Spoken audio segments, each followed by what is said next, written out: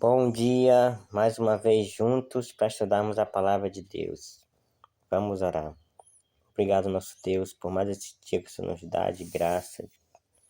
E agora, Pai, pedimos que o Teu Santo Espírito nos ilumine ao entendermos, ao lermos, Senhor, a Tua palavra. Senhor. Em nome de Jesus, amém. O texto de hoje é Marcos capítulo 10, versículo 28 a 31. Então Pedro começou a dizer-lhe: Eis que nós tudo deixamos e te seguimos. Tornou Jesus: Em verdade vos digo que ninguém há que tenha deixado casa, ou irmãos, ou irmãs, ou mãe, ou pai, ou filhos, ou campos, por amor de mim e por amor do Evangelho, que não receba já no presente o cêntuplo de casas, irmãos, irmãs, mães, filhos e campos, com perseguições, e no mundo por vir a vida eterna. Porém, muitos primeiros serão últimos, e os últimos primeiros. Então, aqui é a continuação do episódio que Jesus estava ali. Primeiro começou com o jovem rico, né? E que foi embora triste. Aí Jesus continuou conversando com as pessoas ali sobre a riqueza, sobre a dificuldade, né, para entrar no reino dos céus por causa do apego às riquezas, né? E aí foi que Pedro falou nisso, né? Então Pedro começou a dizer-lhe: Eis que nós tudo deixamos e te seguimos. Não, nos outros evangelhos, né, que fala isso em Mateus, também em Lucas, né? Em um deles, não me lembro qual exatamente, Pedro pergunta: o que será de nós, né? Já nós, tipo, ele estava falando assim: nós não fizemos como esse jovem, esse homem rico, né? Que saiu triste, né? Porque tem muitas propriedades. Nós deixamos nossas profissões, né? Deixamos o convívio diário com nossas famílias para estar contigo, para andar contigo, né? Pela estrada. E aí agora, o que será de nós, né? E Jesus, ele respondeu, né? Não só para ele, mas para todos os seus seguidores, né? Que ninguém há que tenha deixado casa, ou irmãos, ou irmãs, ou mãe, ou pai, ou filhos, ou campos por amor de mim e por amor do Evangelho, que não receba já no presente o cêntuplo de casas, irmãos, irmãs, mães, filhos e campos, com perseguições e no porvir a vida eterna. Então, isso me faz pensar em duas coisas. Primeira coisa aqui, será que Jesus estava incentivando as pessoas a abandonar suas famílias? Claro que não, né? Em 1 Timóteo capítulo 5, versículo 8, lá fala muito claro, né? Que aquele que não cuida do seu, especialmente os da sua casa, está negando a fé. Então, é totalmente contrário, né, ao evangelho, a pessoa a negligenciar o cuidado da sua família, né? Mesmo que seja com a desculpa de cuidar das obras de Deus. Nós temos que ter muito equilíbrio nisso aí, né? É aquela história do Corban, né? Que nós já lemos aqui, né? No caso, no caso do Corban, as pessoas inventaram, né, o Corban para ter um meio de negligenciar o cuidado com os pais, né? Já na velhice deles, né? E ficar, né, com seus bens, os bens que poderiam ser usados, né? O dinheiro que poderia ser usado para ajudar seus pais na velhice. Eles diziam que era corban e na prática eles usavam, né? Então era um artifício, uma forma egoísta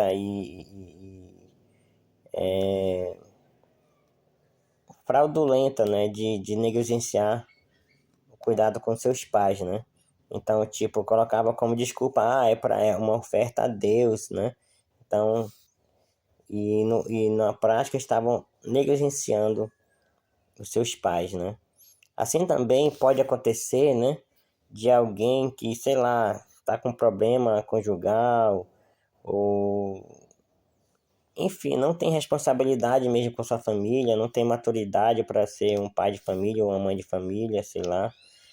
Aí prefere estar em outros ambientes, né? Aí coloca a desculpa, eu vou cuidar do trabalho da igreja aí então abandona sua família, abandona seus filhos, abandona seu cônjuge, né? Literalmente no sentido de negligenciar o cuidado, a atenção devida, né? Para cuidar, né? De coisas, de outras coisas, inclusive das coisas da igreja, né? Então Deus é contra isso, a Bíblia é contra isso, né? A prioridade, nossa prioridade nós temos que estabelecer as prioridades, né? Então quem está na igreja há um bom tempo já sabe, né? Em primeiro lugar, a devoção com Deus, né? Nada pode ser mais importante que isso. Em segundo lugar, a família, né? A família, no caso, por exemplo, em 1 Timóteo capítulo 3, lá fala os critérios para escolher, inclusive, um, um líder da igreja. Vamos dar uma olhadinha lá. 1 Timóteo capítulo 3, para mostrar como Deus não Deus, a Bíblia, em nenhum lugar ela apoia que a pessoa abandone, né, a sua família com a desculpa de cuidar do serviço de Deus. Devemos ter equilíbrio, né? Então, deixa eu achar aqui, 1 Timóteo capítulo 3, ó, qualificações dos bispos e dos diáconos, né? As pessoas estavam à frente ali da obra da igreja, né? Deixa eu ver se eu acho aqui a parte. Então aqui começa, né? Começa as qualidades, né, da pessoa, né? Vou ler aqui do versículo 1. Fiel é a palavra. Se alguém aspira ao episcopado, excelente obra almeja. Episcopado é o ministério do bispo, né? No caso, acredito que seria essas palavras, né? Bispo, pastor, presbítero, acredito que são palavras sinônimas, né? Então, seria a mesma obra do pastor, né? Ou de um líder de uma congregação local, né? Então, quem deseja essa obra, né? É necessário, portanto, que o bispo seja irrepreensível, esposa de uma só mulher, temperante, sóbrio, modesto, hospitaleiro, apto para ensinar, não dado ao vinho, não violento, porém cordato, inimigo de contendas, não avarento. Agora vem o versículo 4, que fala sobre a família. E que governe bem a própria casa, criando os filhos sob disciplina, com todo respeito. Pois se alguém não sabe governar a própria casa, como cuidará da igreja de Deus? Então aqui está mostrando muito claramente, né, que a pessoa tem que saber esse equilíbrio. Abandonar o lar para cuidar das coisas de Deus não é aceitável para Deus, né? Em primeiro lugar, o lar é o seu primeiro campo missionário, né? E aqui, ó, capítulo 5, versículo 8 diz: Ora, se alguém não tem cuidado dos seus, e especialmente dos da própria casa, tem negado a fé, e é pior do que o descrente. Então, olha só. Agora vamos voltar novamente lá. Então, o primeiro ponto que eu queria ver nessa parte aí é que Jesus não está incentivando as pessoas a abandonarem suas casas, né? Abandonarem suas famílias, suas casas, né? Literalmente abandonar, deixar, ser negligente, né, com a sua família em nome do trabalho da igreja, né? Não, tem que saber fazer o equilíbrio, né?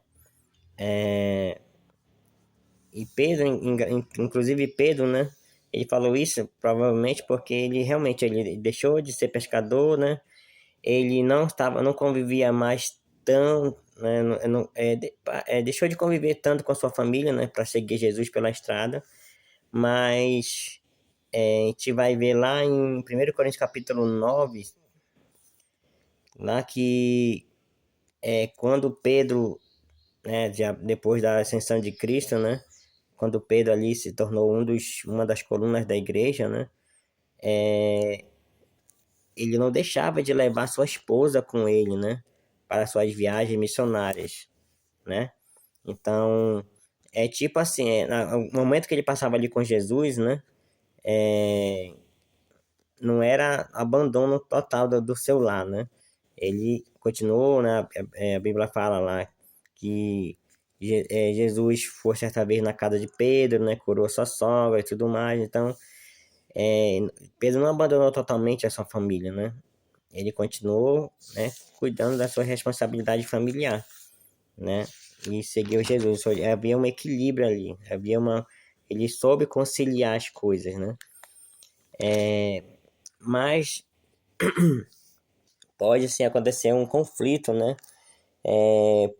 Por exemplo, existe a possibilidade da pessoa ser rejeitada, né? Pela sua família, pelos seus pais, pelos seus irmãos, né? Por causa do evangelho, né? Ou então a questão de deixar pode ser essa questão aí de, por exemplo, às vezes você um trabalho missionário que você precisa viajar para longe, né? Então você não vai ter o convívio tanto quanto tinha antes, mas sempre pensando no equilíbrio, né? E na questão de casamento mesmo, né? E filhos, sempre que possível, andar acompanhado com a sua família, né? Levar sua família nas suas viagens missionárias, né? Como eu falei lá, que está lá dizendo em 1 Coríntios capítulo 9, né? Lá fala que os apóstolos eles tinham esse direito, né? E Pedro fazia isso, né? Com a sua família. O primeiro ponto era esse que eu queria falar. O segundo ponto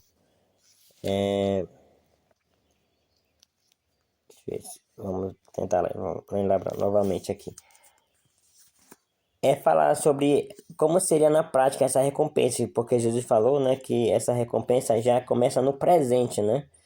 Fala assim, né, que em verdade eu vos digo, aí fala aqui que vai receber no presente o cêntuplo de casas, irmãos, irmãs, mães, filhos, campos. Ou seja, como é isso, né? Se eu posso até perder, né, o contato com a minha família por causa do evangelho, mas mesmo no presente eu posso receber 100 vezes mais. 100 vezes mais mães, 100 vezes mais irmãos, irmãs. Como eu posso entender isso? É muito simples, né? Nós já vemos aqui falando sobre a família de Jesus, né? Que está lá em capítulo. A gente leu aqui no livro de Marcos, né? Quando a mãe de Jesus foi procurar ele com seus irmãos, né? Ele disse: Minha mãe e meus irmãos são os que ouvem a palavra de Deus, né? E a praticam, né? Então, existe uma família de Jesus aqui na terra que é imensa, né? E nós, quando nós aceitamos a Cristo, nós passamos a fazer parte dessa família. Então, nós encontramos mães, né, na igreja, encontramos pais na igreja, irmãos, irmãs, né? E só para confirmar isso aí, 1 Timóteo capítulo 5 também, lá quando Paulo está aconselhando, né, o Timóteo, né, ele usa essa linguagem aí, né, sobre a família da fé, né. Então, olha só, 1 Timóteo capítulo 5, versículo 1, diz assim: Não repreendas ao homem idoso, antes exorta-o como a pai, aos moços como a irmãos, as mulheres idosas como a mães, as moças como a irmãs, com toda a pureza. Então aqui está mostrando, né, que os irmãos da igreja, eles são nossa família espiritual. As irmãs moças, né, as jovens são nossas irmãs, né, os jovens são nossos irmãos, né, as pessoas da nossa idade, no caso, né, as pessoas mais idosas são nossos pais, nossas mães. Então é nesse sentido, né? Então você passa a ter um senso de comunidade, você tem uma família universal, espalhada pelo mundo inteiro, né? É muito bonito pensar isso, é muito confortante, né, pensar isso. Porque pode acontecer, sim, de sua família abandonar mesmo, ou excomungar mesmo, né? mas você nunca vai ser desamparado, porque a igreja é a sua família, né? Mas, claro, lembrando sempre desse equilíbrio, né? Então, aqui é deixar família, deixar, né, a família, né? Não é escolher conscientemente abandonar, né? Mas se as circunstâncias pedirem, né? Ou forçarem, né?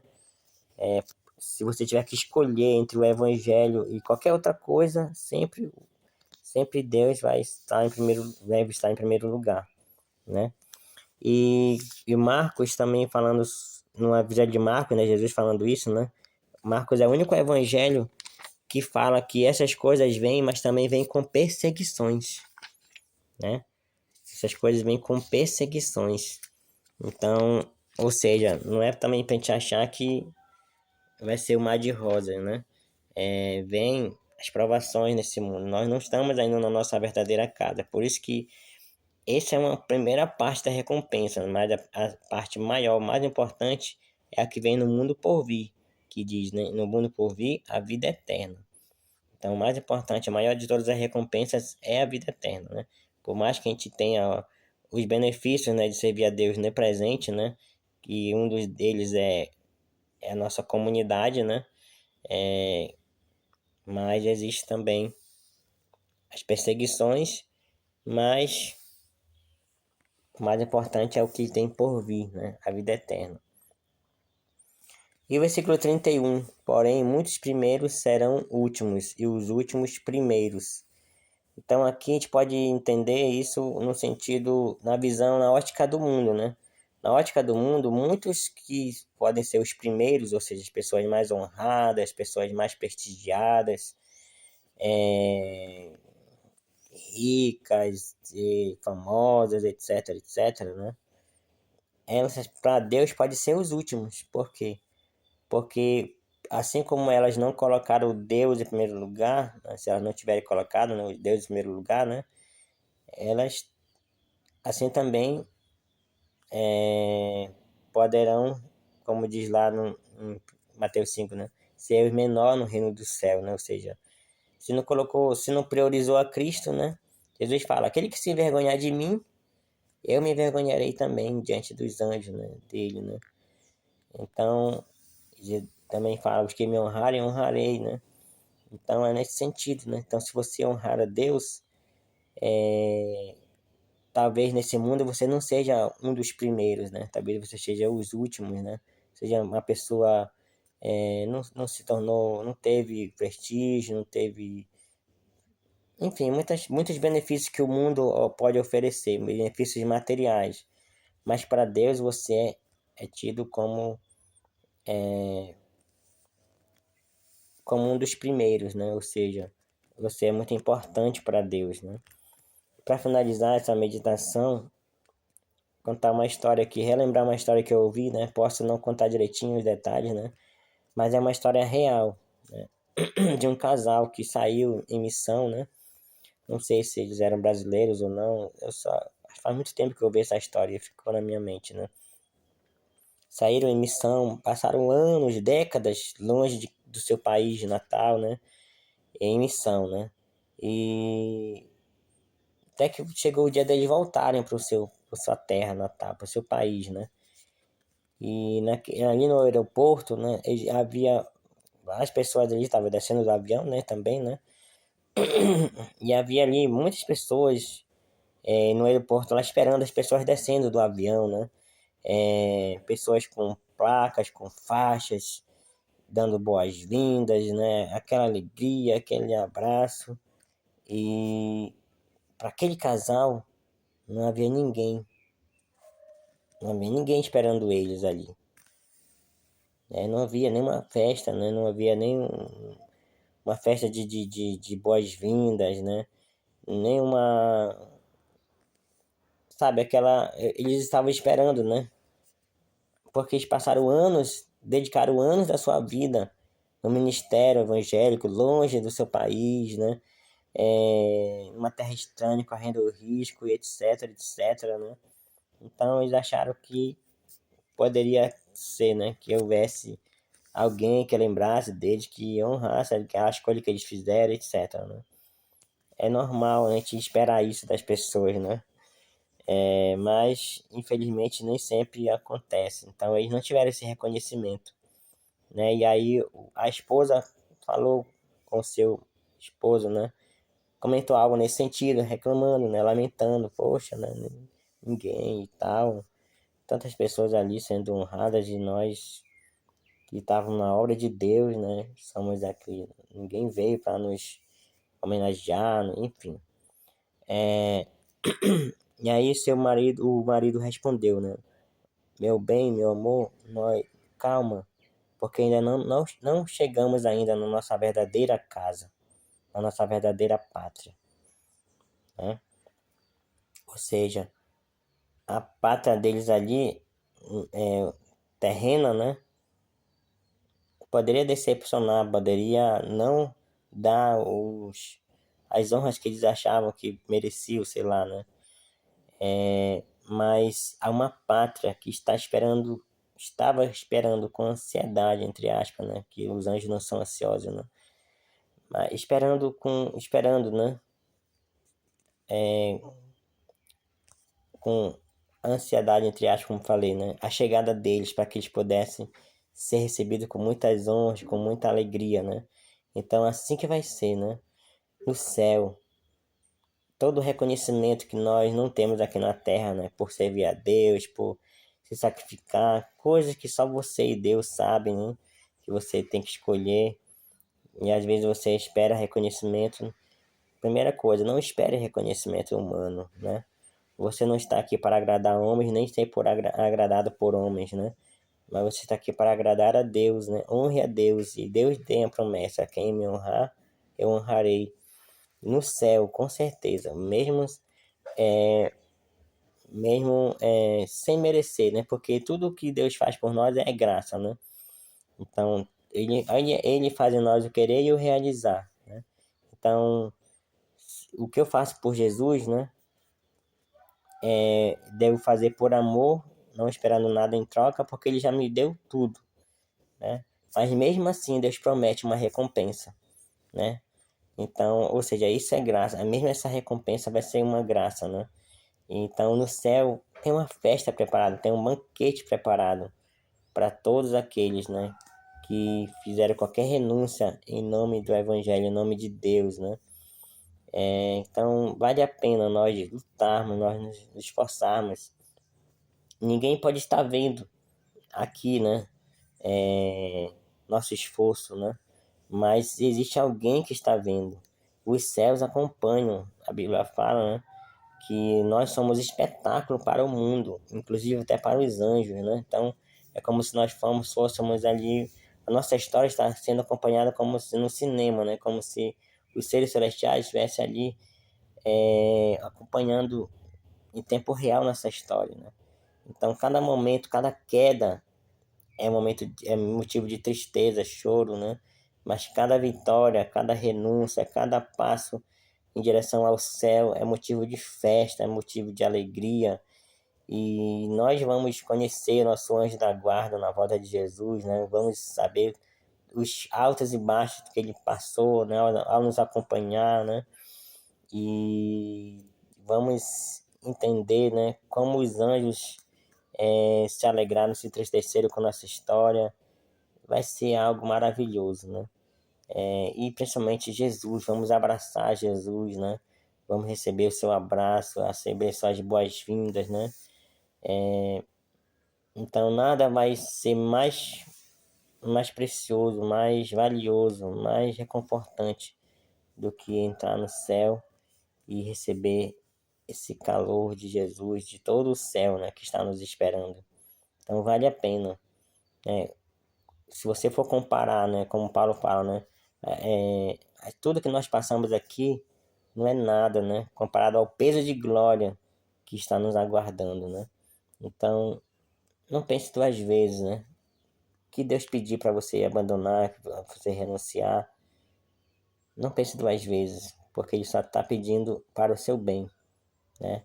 Como diz o ditado, não é perda, é livramento, né?